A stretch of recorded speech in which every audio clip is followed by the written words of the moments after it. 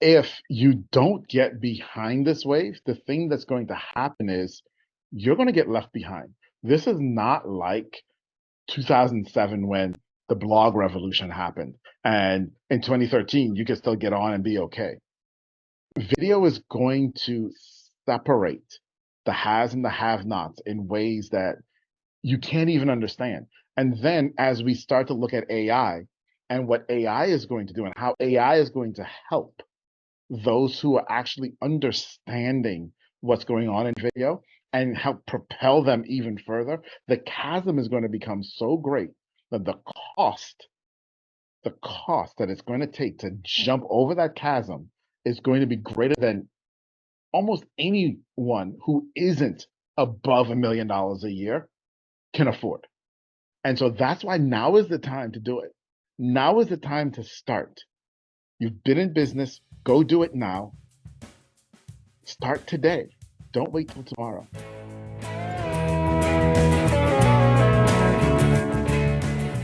Welcome to Gratitude Geek, the relationship marketing podcast for solopreneurs building lasting, genuine relationships with clients, colleagues, and community. I'm your host, Candice Rodardi, and today I'm joined by the video content superman, Atiba de Souza. Utilizing the power of storytelling and search keywords, Atiba catapults brands to the coveted first page of Google. With a proven track record as an award-winning marketer, Atiba has been featured on Traffic and Conversion Summit and USA Today.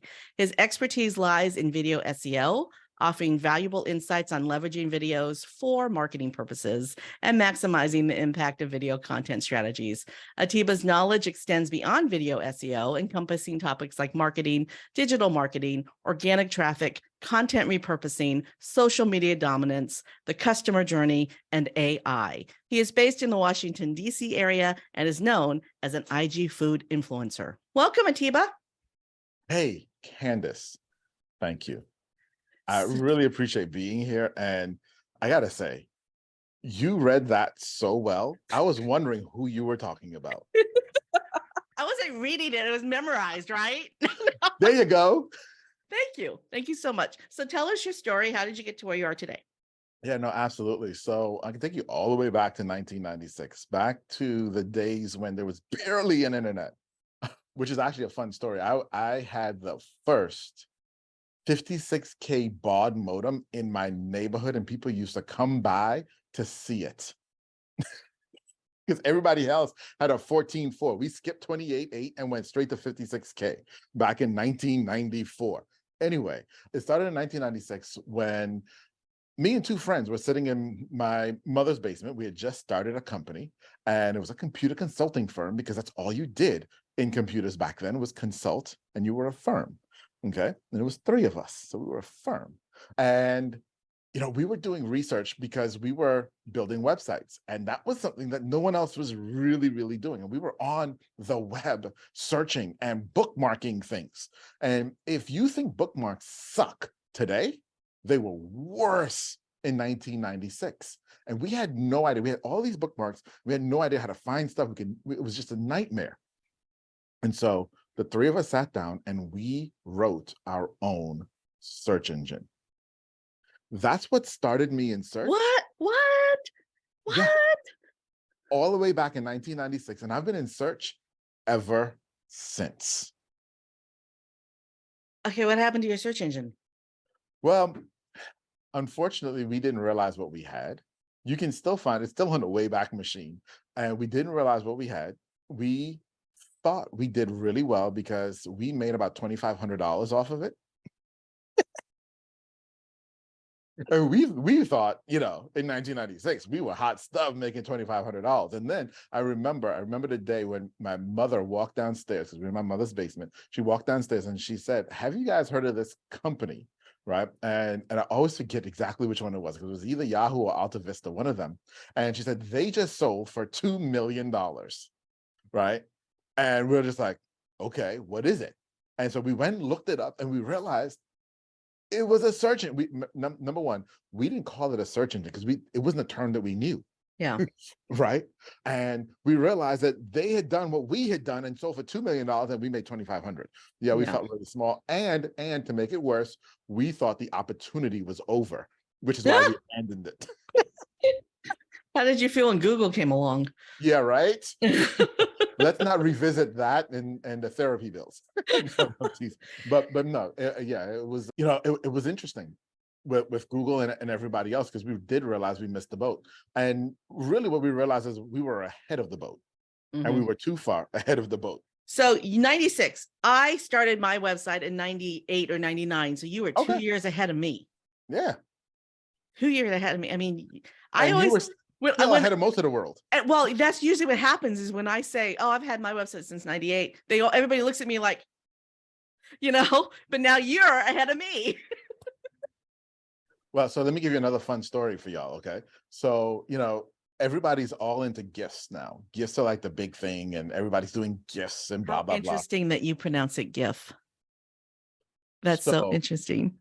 So let me say this for all of you. Yeah, let's finally get the answer. This is going to be short.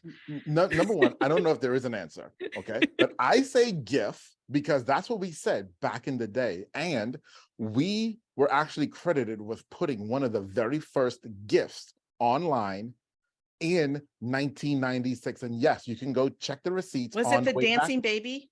No, we did it. This was before the dancing baby, because the dancing baby wasn't until 99 into 2000. Oh, that's probably true. Okay. Yeah.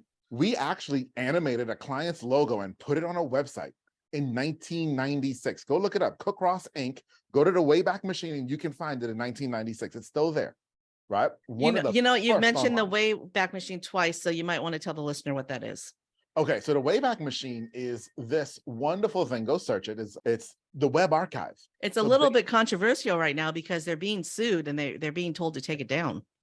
I did not know that. Yeah. So I got to go look at that. But so what they've done is they've archived the web, and they've gone around and looked at websites, and they take screenshots and snapshots and sometimes full-blown versions, if they can, of your website and host it on their servers. And you can go back and look at the history of almost any website in the world.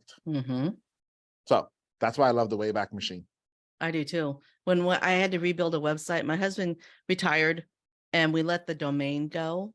And then he decided that he was bored, so he wanted to start doing it again, building handcrafted custom furniture. So I went to the Wayback Machine and I copy and pasted all of our testimonials and all the important stuff from the Wayback Machine into the new website.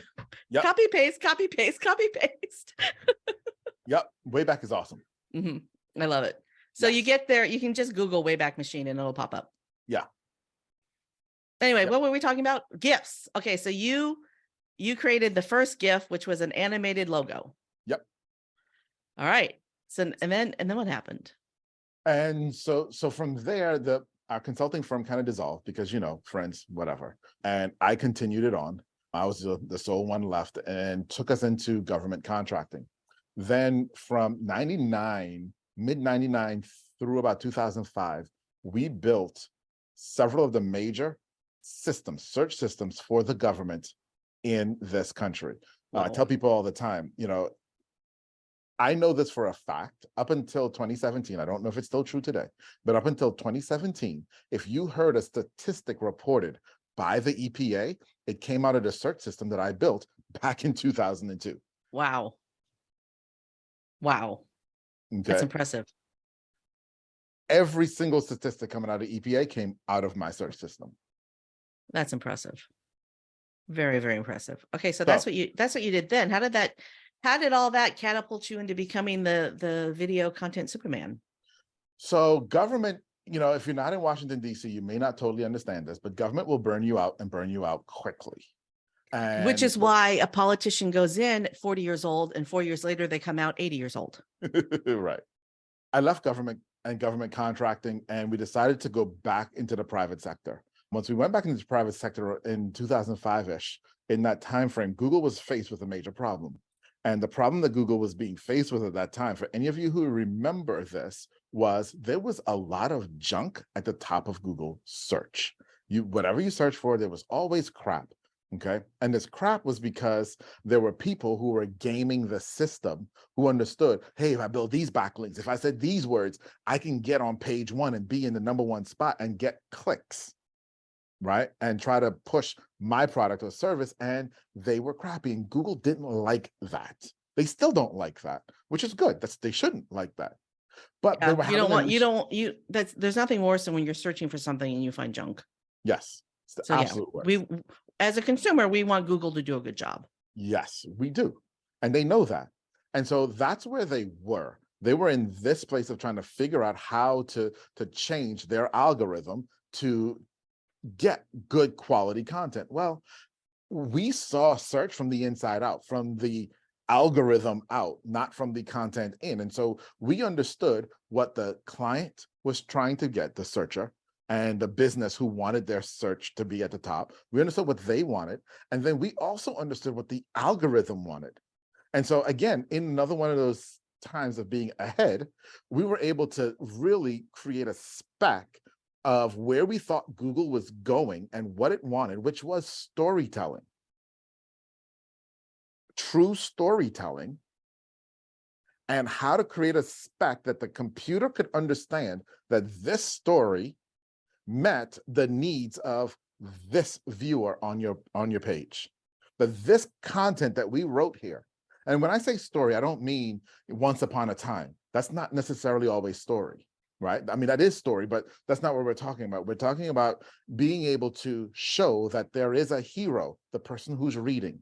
There is a guide, the business. There is a problem. There is a process to overcome that problem. Presenting that in a compelling way. I love that you said that the hero was the person watching the video. Yes, because so many businesses and business owners think they're the hero, and I'm sorry, you're not. You're the guide. Yeah. You are Yoda. Mm-hmm. You are not Luke.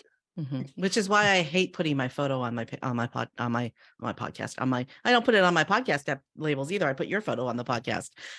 But yeah, if you're looking at a podcast graphic, the square little thumbnail that goes on the front of the graphic, and you see a really big picture of the host and an itty bitty picture of the guest, that's Tells you not everything you need to know. Yeah, it's flip that, or don't put your picture on there at all.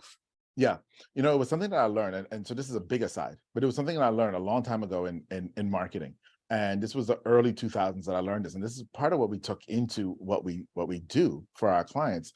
Is if you ever call a company, right, as we all do, we all call companies, and they all have those automated recordings. And if the automated recording comes on and it gives you options, and the options are ordered in the way of, I want to make a sale to you. How can I help make a sale to you? Oh, you have a problem in your current customer? Okay, we can help. The order in which they list their prompts tell you what they care about. That's phenomenal. That is phenomenal. Right? And it's the same thing with what we're presenting. If you're presenting something and you are the big show, then you're saying, I'm the most important thing. And guess what? Your customer doesn't come to you to buy from you so that you can be great. They come to you to buy from you so that they can be great. Yeah. That makes them the hero. Mm-hmm. So that's where we were in that 2005 to 2007 timeframe. By 2007, so early in the process. Oh yeah, we were so early. Yeah. But by 7, we had figured it out, and we were ranking pages consistently, and the formula was working, right? And we did that, and it was all written content back then. And we did that all the way through till 2019. 2018 was an interesting year because the world started to change in content from my perspective, which was in a lot of the niches that we served, people started figuring out the formula. And then it became harder and harder and harder and harder to rank. I mean, we were so good, we could almost guarantee this stuff would rank, right? But then it became harder and harder and harder. And it started becoming commoditized. And I was burnt out and tired by 2019. Yeah. And then my wife and I took a trip in February of 2020. And on that trip, I was like, maybe it's time to focus on your business, and maybe I will wind the agency down and shut down and be done. 1 month before the pandemic, huh? And then the pandemic hit. Gee, the pandemic hit. I could have predicted something here. And the pandemic hit, right? And then our staff started to scatter. Our clients started to scatter. And it was like, well, maybe this is the sign. Maybe this is the sign. And then because I read a lot, I started reading Sean Cannell's book on YouTube. Okay. And in the process of reading Sean Cannell's book on YouTube and his process of what he does on YouTube, I'm listening to it. I'm like, hold on, this is exactly our spec. Like, but ours is bigger than what he's doing. He's doing like a subset of what we do in terms of how he creates video. Right. And so I said, I wonder, and I wonder if we could take our spec and tweak it for video and help create video that ranks on page 1 of Google. That was the big in 2020. We spent almost a year and a half in research and development. Yeah. Trying, twisting, turning, talking to actual customers and finding out why they hated creating video and why video content was so hard and why coming up with ideas was so hard. And we took all of that data and created what we have now, which is why I've earned this moniker of the video content Superman, of being able to take almost anybody, I mean that, and saying, hey, we can help you create the ideal content strategy that will, if you create videos that your ideal customer wants and that Google wants to rank on page 1 so your ideal customer can find them. And that's where we are today. And then you have to identify your ideal client. I mean, this whole process all starts with ideal client, the hero of the story, your ideal client. Yes. And then do I feel like I'm the hero when I'm watching? Like, are you my guide? Are you my Obi-Wan? Are you my Yoda? Who is the guide in Dante's Inferno?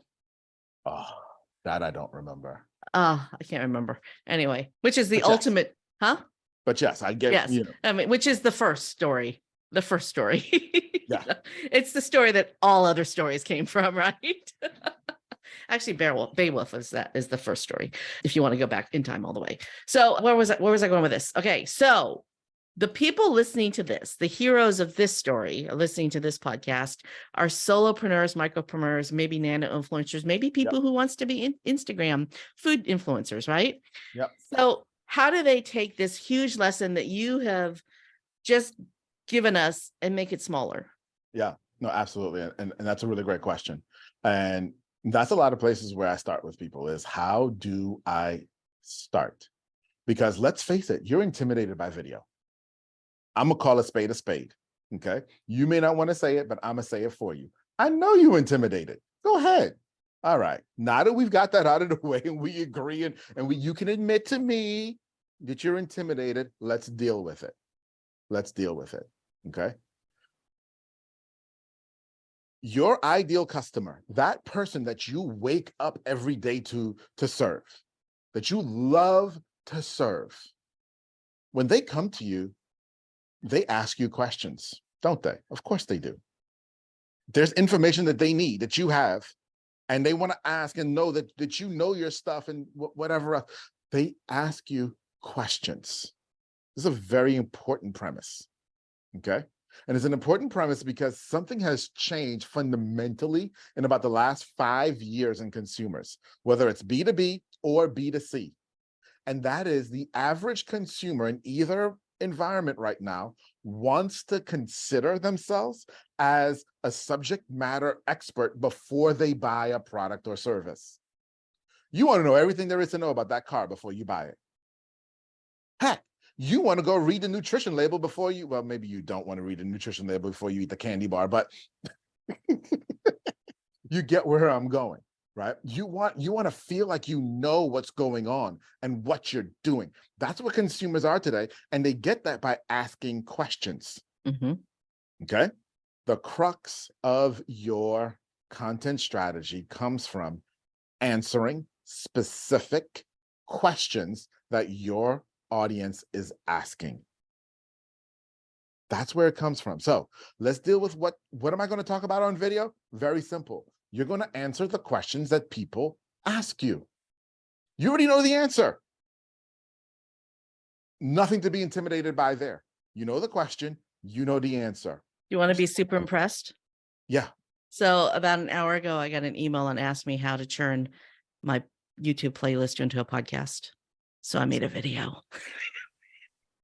And that's it. And that's what it takes. Yeah. Now. And it was a short answer. It was a really short video. So it's a YouTube short. And there you go. Right. But now you're saying, but that wasn't really where I was intimidated. Okay. All right. Now I know it was, but there's the other side of this. That is it. But there's always the but. So let's turn that but into and. So let's deal with the buts. Okay. But I don't look good on video. But I don't have the right equipment. But I don't actually know what to say. Well, we just dealt with that one, so scratch that one. But I need to lose 15 pounds. But I don't have the right outfit. Okay, so let me ask you a very, very fundamental question right now. If you're a brick and mortar, or you are an online business in some way, shape, or form, and your customer walks into your brick and mortar, or you have them on a Zoom call, and they ask you a question, when was the last time you got up and you said, hold a moment, and you went to the bathroom to check your makeup, or to see if your hair was combed, or you went to your room to change your outfit, or you got on the treadmill to say, can I lose this 15 pounds really, really quickly? I gotta answer this question. When was the last time that's happened? I'm gonna answer your question, but first I have to put on lipstick. 1 second, right? I'm gonna answer. Hold on, let me put on lipstick before I answer that question. Exactly. It never happens. It never, ever happens. And video is no different. You see, the thing here is, your customer doesn't care about your 15 pounds. They don't care about the outfit. They don't care about the lipstick. They don't care about your hair. They care that you are the guy that can help them. They want to hear you. They want to feel your heart. They want to feel your existence. Just like you're feeling me right now, that's what they want to feel from you. And there's a last one. There's a last but, and I got to deal with this one, okay? I know you said, I don't know, I know what to say on camera, but I'm boring. Okay, you might be. Yeah, you very well might be boring. And guess what? So are your customers. And they're looking for somebody boring to work with. Okay. There's a customer for everybody. Exactly. If you're not the right fit for them, they're going to find the right fit for them. But if you don't ever give them the option, they'll never know. They know? Like, how do you know you don't like mushrooms if you've never tried them? You'll never know. Right. Okay? So we've dealt with all your butts. I kind of like you, Atiba. Oh, thank you. But I got your vibe. Okay. So, all right. There's one more but. There's one more but that I didn't deal with. And that is, Atiba, you said all of that. Fine, I believe you, but the technology. I'm bad with technology. It scares me. I don't own a camera. I don't own a microphone. I don't own lights. I don't own any of that stuff. How can I do video? I can't do video. That's right. I can't do video. I'm done. I'm sorry, Atiba, you were wrong. Guess what? I'm not wrong. Because you own one of these. Yeah, you own one of these, a cell phone. And we've compiled a list of every cell phone made since 2017. Holy moly. And we've determined that every cell phone made since 2017 is capable of creating video that's uploadable onto YouTube. So there's no excuses. There is no excuse. And so here's how this works really quickly. You're going to take your phone. You're going to turn your phone on. There's an app on your phone called the camera. You're going to go to video. Once you get the video, you're going to hit record and you're going to say, hey, my name is so-and-so, whatever your name is. And today I'm going to answer whatever the question is. And then you're going to answer the question. When you're done, you're going to hit the stop record button. Okay. Then the next part is super crucial. You're going to immediately go to your all apps. And in your all apps, you have this little app. Every phone has it now, called YouTube. You're going to open that little app called YouTube. I know you're not familiar with it. YouTube. This is your tutorial on how to use it because you've never used it before. YouTube. When you get here, at the bottom in the middle is a circle with a plus sign. If you click that, the second option on there says upload a video. You click upload a video, It will show you the video you just created. You click on that video and it will upload and it will ask you for a title. The title is the question that you answered. Welcome to video marketing, my friends. This is all the technology that you need. And that for search, exactly. That's exactly. A lot of people have trouble figuring this out. The video that I haven't finished uploading it yet, but the video that I made this morning is how to create your YouTube podcast playlist. So simple. No Absolutely. clickbait. How to, right? So Do this. Yeah. How to do this, fill in the blank. And then the more you do it, the easier it gets. Yep. I love it. That's it. I love it. So, okay, that's step one. What if you want to get a little fancier? Okay. So now if you want to get a little fancier, we can. Okay. Now, let me define fancy. Let me define fancy. Because when I say fancier, I'm not talking about video quality and video production. That's not your next step. Your next step is to go through the videos that you've uploaded and for all your new videos and write a description of those videos. Now we're getting a little fancier. Okay. What you're going to do in that description, you all ready for this? Get ready, write this down. In the first 2 sentences of that description, you're going to repeat the question. That's rule number 1. Rule number 2, make your description at least 800 words long. YouTube will allow you up to 2,000 words. Talk about what you're going to talk about in the video. There are some experts, we'll call them, out there who will tell you that your YouTube description should tease the user or the viewer to watch your video. To that I say, when was the last time you read a YouTube description before you watched the video? So who are you teasing? You can't even see the description before you watch the video. You have to push the little button to the down arrow to see it. Yeah. Or if it's a short, you have to figure out which button to open to see the description. Thank you. And so the description is for the search engine. Tell the search engine what this video is all about. Discuss the points that you talk about in this video. Hey, add something in the description that you didn't add in the video even. Okay. Now we're getting a little bit fancier. The next step of getting a little bit fancier is transcribe your videos.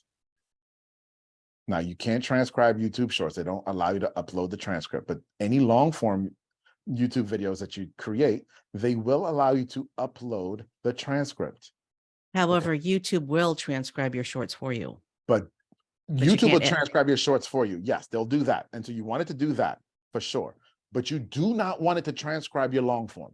Do not allow YouTube to transcribe your long form. This is a big mistake that a lot of people make. And here's why. Here's why. It will transcribe to a 70% accuracy. He said, okay, that's not too bad. But guess what? You don't get to choose the 30% that gets wrong. And so suppose that 30% that gets wrong is the 30% that you actually needed to get right. So what do you, if we're not using you, okay, you're coaching me now because I let YouTube transcribe my videos for me. And my Aunt Rita Aunt Rita, I have mentioned you in every podcast episode for the last 10 episodes. So hi, Aunt Rita. Hi, Aunt Rita. So she wants me to edit the transcriptions because she reads them. Yep. And I'm lazy. And I just let YouTube, even when it spells my name wrong. So what software program do you recommend for that? So there is one that we use with every single video. And please understand, we do hundreds of videos a month. Okay. And we use this with every single video. And it costs me, I think, a whopping $25 a month. Whopping $25 a month. Right. So that means for unlimited videos. Yeah. For a solopreneur, you can afford this. That's what I want you to hear. Okay. And we'll drop a link for you too, but it's called Descript. Okay. We use Descript, and Descript is simply amazing. We hire tons of video editors. Matter of fact, I just hired a video editor before this call. And on our call, I said, we were talking, and she's like, yeah, I'm this in Premiere and that in Premiere. I'm like, that's cool. That's cool. I'm glad that you're so good in Premiere. Please understand, you're going to stop using Premiere and you're going to start using Descript, because we all use Descript, and we'll show you why. Now, there's some things that Premiere You're can do. really going to have to convince me on this one. Oh, it's so easy. So number one, do you speak and sometimes say, yeah. And that is the nice thing that Descript does, is it takes out the ums and the ahs. that's number one. Yeah. Number two, you get the transcript right away, and it gets it to you to a 95% accuracy. So it's a lot less editing cleanup for you there. That's number two. And also you can find and replace, like if it spells Candice, Candice, you can replace it every single version of CAN to, yeah. Okay. Yeah. I get that. I get that. All right. So you can do that. Number three, let's say you ask me a question right now and I give you an answer that you don't like and you want to strike it from the video. Guess what? You can go in and look at the transcript and hit delete on the words. You can highlight these 3 lines, hit delete, and it will edit the video back together for you. Cut that right out. Yeah, it will take you how long to do that in Premiere? Okay, so I use Wondershare. I'm going to share my personal experience with you, which is why you need to understand why I'm so pushing back against this. Okay, yeah. I use Wondershare Filmora to do my video. I love Filmora. I have Filmora too. And I actually use it to edit the podcast completely. So I edit the video and then I render it as an audio, and then I run the audio through a sound leveler, and then that's the end product, right? So that's my whole process. All right. I had a 1.5-minute video that I wanted to use as a YouTube short. And I thought this is a good opportunity for me to try out Descript and see how I like it. I spent an hour on that 1.5-minute video trying to get it to less than a minute. And I finally just said, screw it. And I went to Wondershare Filmora, and it took me 5 minutes.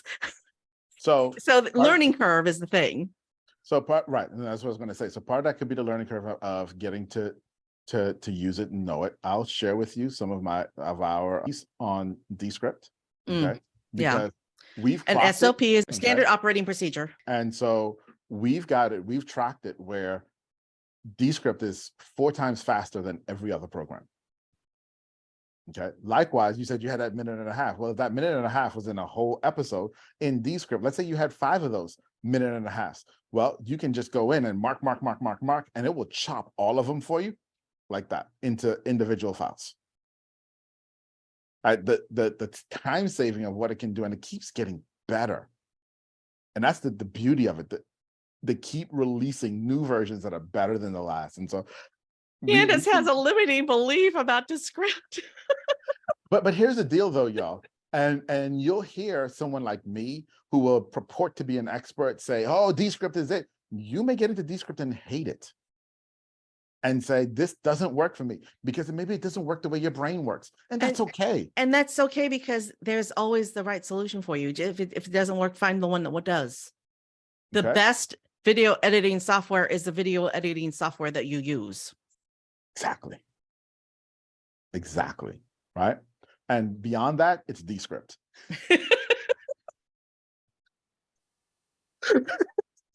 But in truth, Descript does have its limitations. It's not perfect for everything, right? We do love also, I know use Filmora. It does port directly back to Premiere, so that also helps us too. So when we need to do something more advanced, we can get it right into Premiere and then send it right back. Okay, but we use Descript for the transcript. That's what actually got us a Descript in the first place several years ago. Okay. And we've been using it for transcripts ever since. You take those transcripts and you're going to want to upload those transcripts to YouTube. Right. That way your aunt will not complain anymore. So auntie, you heard me say it. So if you're seeing videos that aren't transcribed well after this one, you know why. Because Candice is still resistant to Descript. Okay, so that's when getting back to where we were in terms of the next steps of making things fancy. There you are, is the uploading the transcript. Again, the transcript, yes, is for your aunt who wants to read, but it's also for the search engines. One of the beautiful things here, which makes zero sense to me, is YouTube has a ridiculously advanced AI engine that can tell exactly what's in every one of those pictures behind you right now, Candace. Isn't that crazy? However, Google doesn't use it.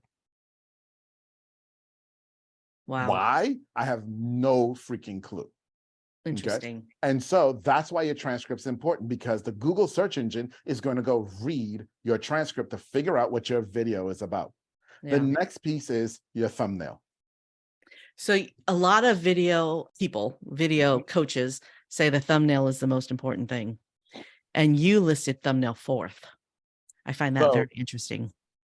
because it depends on what your goal is, right? Here's my goal. My goal is to help you get videos to rank on page 1 of Google, because Google is the world's largest intent-based search engine. In other words, people go there to search for something and they have a reason for why they're searching. They're not just looking for entertainment. They're looking for information. And so when they're looking for information, they're going to see the title of your video, and you want to rank high. So we are all programmed to trust position 1, position 2, position 3. And so that's where you want to be. And so I focus on getting you there. Now, here's where thumbnails are important. And I completely agree that thumbnails are important. So I'm not taking anything away from any other expert who says this, that thumbnails are important, because they are. Here's where thumbnails are important. Okay. There is a very key stat that you need to track with your videos on YouTube, and that is click-through rate. Click-through rate means nothing on Google search. It means everything in YouTube.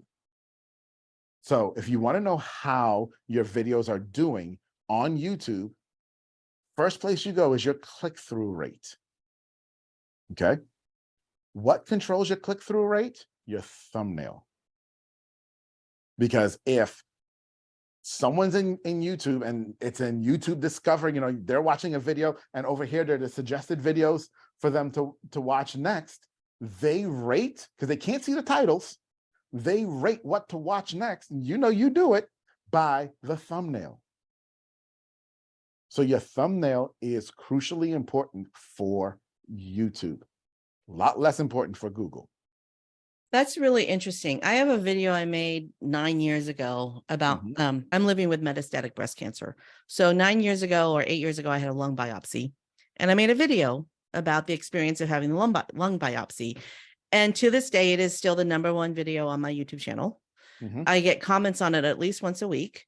And, I always interact with them, and it doesn't have a thumbnail, but I think it's the traffic is coming from Google, not from YouTube. Well, that's is an interesting niche, because, it's one of those things of pain. Yeah. And so, one, kudos to you for being a survivor. And I'm glad that you're here with us. Oh, thank you. So let's start I don't there. have any plans of going anywhere. Well, good. We ain't trying to let you go. Modern medicine is my savior. Okay. So it could be content there, right? The video is done well, so they may be showing it more. It could be Google as well, which you can also search and research to figure out. I would go look at the click-through rate on it too. So if you don't give YouTube a thumbnail, YouTube gives you a thumbnail. And it chooses a scene from your video as your thumbnail. And that may have it may choose a really great scene. And it may have a really great click-through rate. Well, the lesson there is you don't have to have writing on your thumbnail. You don't. You don't. A lot of people think you do. And I'm guilty of it. I put way too much writing on my thumbnails. I think I'm going to stop. So, it's interesting, because this is a debate that we're having right now internally. What's the balance between art and text on a thumbnail? And what's the balance? Yeah, that's the answer. No, so it's one of those interesting things. And so where we are right now is the reality. There's some people who need to read, and there's some people who need to see. And so, how do you balance those two? And there definitely is way too much text on a thumbnail. I'm a firm believer in, and the way we look at thumbnails is the thumbnails, you got like 3, max 4 words that someone needs to read on your thumbnail. Yeah. Now, that it doesn't mean that that's all the words that you have, but there was one that we did the other day. It was, how does, I'm trying to remember this now, but the role of AI in personalization content or something, personalization messaging or something like that. And then it even had stuff underneath that, right? It was like, yeah, you can't highlight all of those words, but if you need all of that to make the point, the eye still needs to be grabbed by something. And so what we did was we said, okay, everything else will be small except AI, personalization, messaging. So all the eye sees is AI personalization messaging. Because that grabs the eye. And if you're in the mind of, I need messaging for personalization, and then AI is like, oh, it sparks curiosity. So you're using, the whole point of the thumbnail is to spark curiosity in what it is that you're saying. Yeah. Like this episode, what might be called something like surprising video advice, because it is. You've given me some really surprising video advice. And I used to, my current thumbnails for my podcast, I love this conversation because the audience is going to learn while I'm learning, right? And that's my favorite way to teach. So my thumbnail up to this point has been picture of you, full screen picture of you on a blue background with my logo, the episode number, the title, and then featuring Atiba de Souza, right? And going forward, I think I'll A/B test this with a couple of past episodes too. I'm going to take everything off except for the name of the episode, not your name, not the episode number, not the logo, picture, name of episode, because everything else is in the title. And truthfully, they don't care who I am. Yeah. They just want the advice. And a lot of podcast guests come on your show because they want to promote themselves. Well, they promote themselves by promoting the episode, right? Look at what I did. I was on this show, and this is what I learned from this show. The host was really groovy, right? And that's how they promote themselves, by being a guest. My job is to put it out there in the world. Your job is to promote yourself. Interesting. I'm going to A/B test that. Please do. I'm going to A/B test the heck out of that, and then I'm going to let you know. Please do. I look forward to it. These were oh my goodness gracious. We're getting to the point where we need to wrap up, and I feel like I have so many more questions. You know what that means, right? I'm going to have you back. Yeah, we got to do a round 2. Yeah, I'll have you back. So I do want to talk about Instagram food influencer. Yeah. Talk to me about that. There it is. I gave you no question. Just talk to me about it. So that was an accident that we parlayed. So one of the things that happened in 2018 was I decided to lose weight. Okay. And lost 70 pounds. Okay. Good for you. Thank you. And I decided to basically journal what I was eating. Right. A lot of people who know me for food. You journaled what you were eating on Instagram.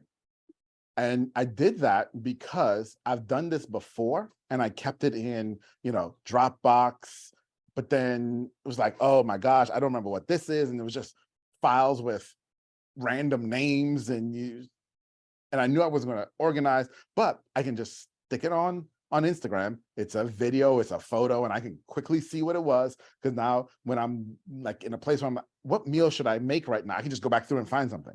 Okay. So were you posting every meal that you ate? A lot of them. Wow. Okay. And I was doing it just for me. Okay. Please understand, I had not even 200 followers at the time.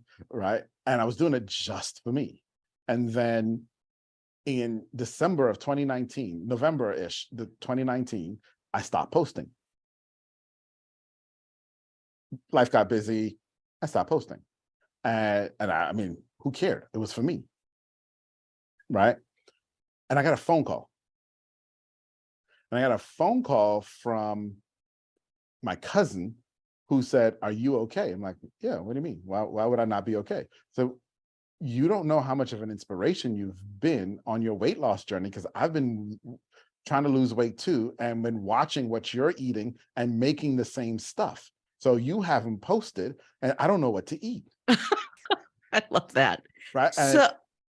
Okay, go ahead. Sorry. I didn't know that anyone was watching. No one was commenting or talking. I had no clue, right? And so that got me back in a little bit. And then the pandemic hit. And so a lot of people know me for food.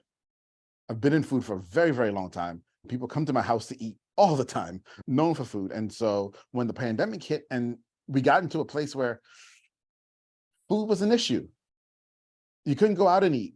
And there were a lot of people who didn't know how to cook. And so I started teaching people how to cook online. I actually started doing an international bread baking class, teaching people sourdough when yeast became a thing that you couldn't find, taught people how to bake sourdough bread, so on and so forth. All on your Instagram. All on my Instagram. All of that was happening. And at the same time that was happening was when I was also reading Sean Cannell's book, right? And so when I said we went into research and development for a year and a half, that was part of the R&D that we did there as well, was looking at, okay, what can we do with my videos and change and see how that would all work, right? So we had several case studies and I just happened to be one of them. Okay. And out of that became, at least in the DC area, a known figure for food and, and cooking and bread and so on and so forth. And so, yeah. So would you share what that channel is? Because it's not at Atiba de Souza. No, it's not. It's Cooking with Atiba. And I'll be honest with you and tell you, I haven't cared for it in several years, just because we've been too busy with too many other things. But yeah, there's tons of stuff there. And I mean, there's so much content that I have that hadn't even been posted yet. Oh, look at all those beautiful food photos. Oh, yeah. Wow. Oh, and I love that font, that Miami font. Oh, that's really beautiful. Beautiful Instagram. Beautiful. All right. So links to both of Atiba's Instagrams will be in the show notes. Yeah. So you've already talked about Descript. Aside from that, what is your favorite marketing tool, tip, or technique? It's funny because I knew you were going to ask that question and Descript was going to be my answer. So nope, now can't use that one. Now you want to say beside that. And so here's where I'm going to go. And this may not be a popular choice. Okay. This may not be a popular choice at all, but I'm going to go with LinkedIn.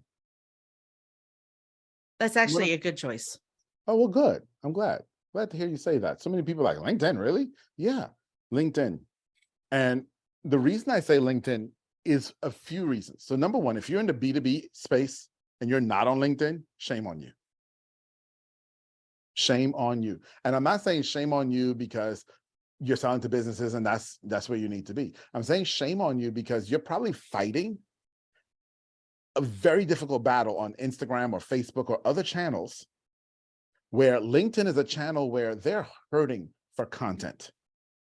They're begging people to create content because and they have so many different ways to create content. Yes. They offer more ways to create content than anybody platform. Else. If you like to write LinkedIn newsletters, they will promote your newsletter and get you subscribers on your newsletter. If you like to talk, LinkedIn audio is there for you. You can have massive conversations with people, Clubhouse style almost, on LinkedIn. If you want to create posts that are video or image, they allow you to do that. You want to highlight the fact that you just won an award. Nobody else lets you do that in a way that sticks around. You can put up a post today that will be gone in 30 seconds. Yeah. LinkedIn actually gives you a place where you can highlight your award and it will stick around and people will see it. Yeah, on Facebook, you can pin one post. Yeah. On LinkedIn, you can post, I don't know what the limit is because I haven't reached it yet. The ones that I pin at the very top. And I pin my most recent podcast episodes. Yeah. But when I go and network with professionals, like I have two types of networking that I do. 3 types of networking that I do. I network in Business Networking International, BNI. I have my BNI chapter, and I do speed networking nationally, and I do speed networking locally through BNI. And then I network with podcasters and podcast guests. Yeah. And this is the premium. That's the hour and a half of my month that I really work hard to make sure I'm at, because that's where I meet the gold, right? Yeah. And every time I do that, I get 10 LinkedIn requests. I never get an Instagram follow or a YouTube follow or a Facebook friend request. I get LinkedIn requests. Yeah, because there's too much noise in those other places too, right? There's way too much noise. And so LinkedIn is a massive platform that's grossly underused. By And me, I don't use it. I mean, I interact with people, but I don't use it the way I should. I dare say that I don't either. And my rating is I'm in the top 2%. So, Okay. you know, And that's the other thing with LinkedIn too. There's something called the SSI score, right? Which is your social selling index. No other network will tell you how they view you. How many times have you how posted do something you on? how do you find that on LinkedIn? Oh, it's so simple. Just Google LinkedIn SSI score. The very first result is get your score. And you go there, you get your score. And here's the deal. I've posted on other social platforms, and you'll put up a post and it would completely bomb. And you wonder, man, what happened? You may put up 2 or 3 and they bomb, and you start to go into that depression. I'm gonna call it what it is. Of have I been shadow banned? Did I do something to offend the network and they no longer want to show my content? And you don't know, and they never tell you. And you can't call Facebook and ask. You can't call TikTok and say what's going on. You cannot do it. Number one, they don't have a phone number, nor will they answer you even if they did. LinkedIn, on the other hand, they tell you. Not only do they tell you where you stand and how they feel about you, but then they give you metrics on what they feel you should do better. Yeah, they do. It's amazing. I'm in the top 3%, and I never use LinkedIn. And it gives me all the things that I need to do to improve. This is a great metric. Thank you for telling me about it. And instructions on how to find it, because it was a little complicated. I mean, I was clicking while he was talking, so I'll include instructions in the show notes on how to find your SSI score. By the way, that's a great link. That's a great short to make too. Yeah, that'll be a short as well. It'll get done. So interesting. That's really interesting. And the fact that I never use it. Okay, so it says top 3% for my industry and top 8% from the network, which is still, that's still an A, right? Top 8% is a grade A, on the ABC DF score, right? So the network one is always interesting, right? Because as you grow your network, it's going to fluctuate, right? And so let's say Gary V joins your network. Okay, your score is going to drop, right? Oh, and it also tells you that I'm in the business consulting and services industry, and the average sales professional in the business consulting and service industry has a SSI of 37, and mine is 67. So I'm not even using LinkedIn that much. So imagine if I was a rock star in LinkedIn. This means that LinkedIn is going to show my stuff more. Yes, that's exactly what it means. Wow. And it tells you what you need to do and where you need to work in order to get it to show your stuff more. Dude, we have to book your next interview because we're going to focus all on LinkedIn. All right. So I will send you a link to book your next interview, and it will be, I will put you towards the front of the line for that. Let's do it. Let's rock. But we do need to wrap up. So thank you for this. This is exciting. So you gave us you taught us the 4 most important things to do with our videos. And you taught us how to find our SSI score on LinkedIn, which is gold if you are a marketer. So don't forget, I also taught you that you should be using Descript. Don't miss that. Auntie needs you using Descript. Sorry, go ahead. I'm going to have to take some tutorials or something because it was not user-friendly for me, but I'm used to. I edit video off of the sound bar, the sound graph, right? So I find the ahs on the sound because I know what they look like. My ah looks like this. So I can see them on the little sound wave, and I can edit them that way. But in Descript, you press one button and it removes. I know. Okay. All right. Sorry. This is your moment of gratitude. For whom or what are you most grateful? Well, beyond my wife, is my staff. The reality is I get to do these shows, I get to be the face, but they do the work. They challenge themselves every single day to get better.